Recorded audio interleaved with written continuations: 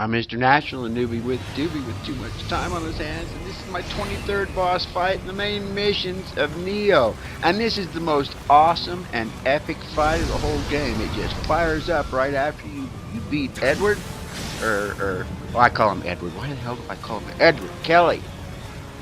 So you can fight Kelly, and he jumps off the side there and busts the Armorita, and it's like really epic. I mean, this is awesome. I made a video of me running around. This is, what's the name of this guy?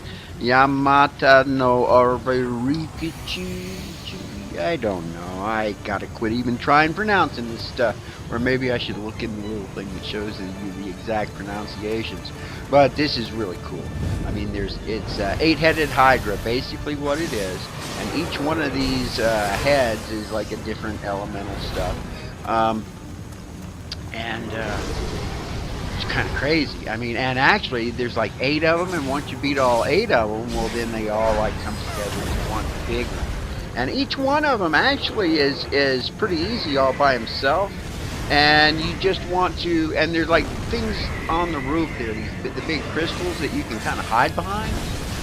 So you can use that as protection, and they all, even though they're using like different attacks, their basic movements are the same. If you just keep moving, because you have the other ones.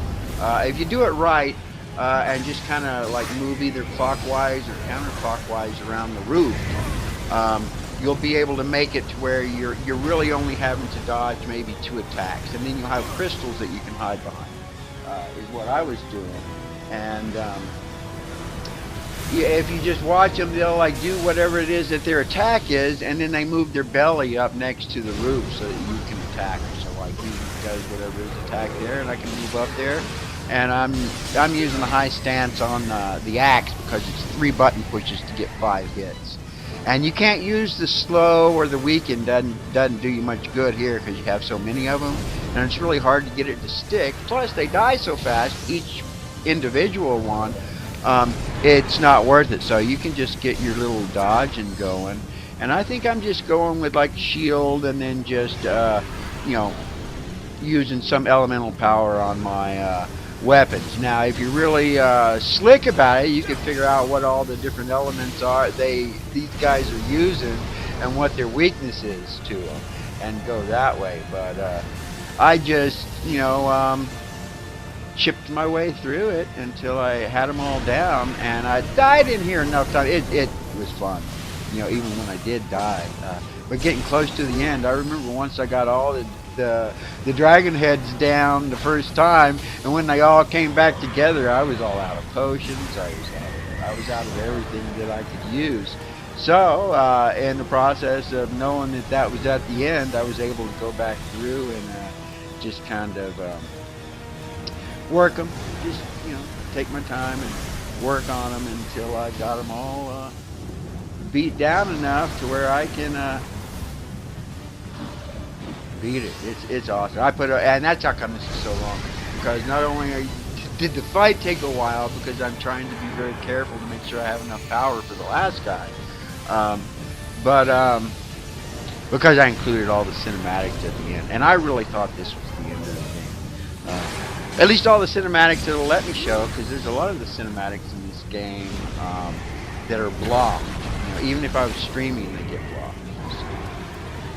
Well, if you made it this far and you like what you're seeing, give me a thumbs up. If you want to see more of this stuff, well, I'm here every day putting something up from some game I'm playing.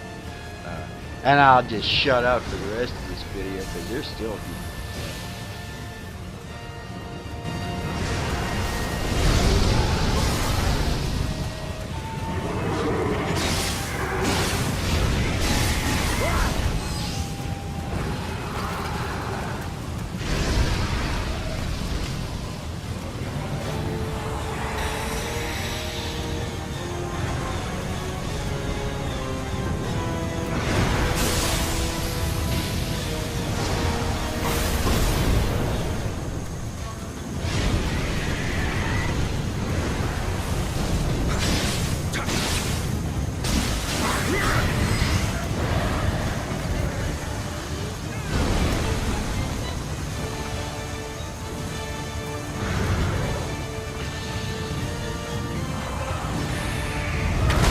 Oh yeah, and this last guy can be a real pain in the ass because he can be really hard to hit.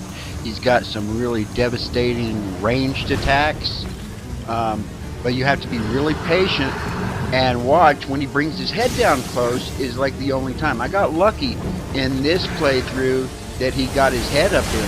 That right there, the little lightning blast will tear you up. So I did my best. I managed to get a weaken on him. But it didn't stick, didn't look like. And saved my guardian spirit for this, hoping that he'd get his belly up there close enough. But you have to just watch him and be very careful, be very patient. Yeah, but when he puts his head up like that, you know you can get up and get into his belly. And if he's weakened and you're powered up as much as you can get him down. You can cut through him pretty quick. Most of them, you know, you can buy, you know, get through them pretty quick, but there's so many of them that that's why it takes so long. But it's a fucking awesome fight. And I made myself a save file on a flash drive so I could do this fight anytime I want to. I thought this was the last boss, but it's not. There's another boss. But this is what it was all about. The whole game was a boss fight. And again, I said it once before. Thanks for watching.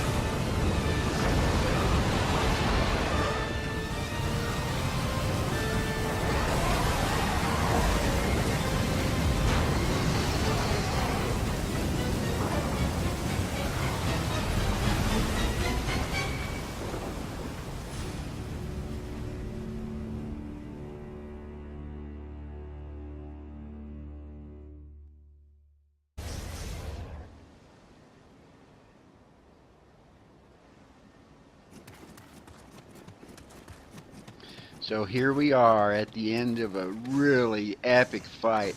And I thought this was the end of the game. I swear to God. I thought, all right, here's my hero. And now I'm walking off into the sunset. Yeah, I admit I hadn't really been paying a whole lot of attention to the storyline. But come to find out, there's like one more mission, but honestly, it's kind of anticlimactic, and when you finish it, it starts you into a new game plus, and you don't have access to everything, quite everything. But I'm ready to dive into Horizon Zero Dawn. I got one more video from this game, maybe two. Like, subscribe. I'm Mr. Natural, the newbie with a doobie with too much time on his hands.